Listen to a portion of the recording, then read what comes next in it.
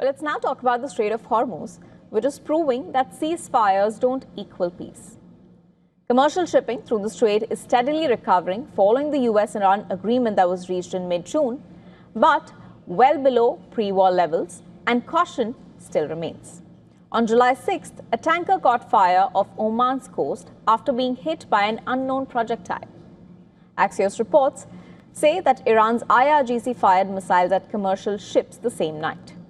That led to a tanker suffering significant damage, while no casualties were reported.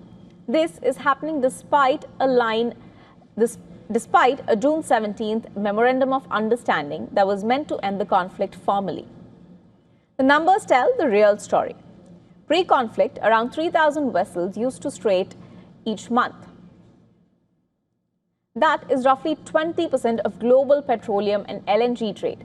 Even now, after the war has ended, transit volumes sit near average 30 to 40 vessels a day. That's well below the pre-war average of 110. And that is a partial recovery and not a return to normal, with major Western carriers are still routing around the Cape of Good Hope. The situation still remains vulnerable to any new strike, resetting the count back towards single digits. Diplomacy isn't cracking the core dispute either. Talks in Qatar last week made no headway, largely because Iran wants to charge tolls on ships transiting the strait. That is something Washington firmly rejects. Tehran's negotiators have been blunt. The Strait of Hormuz will not return to pre-war conditions. Iran plans to start charging for maritime services once its toll-free window ends. That's around August 17th.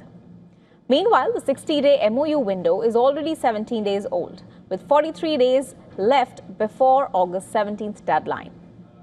That marks a ticking clock hanging over already fragile shipping lanes.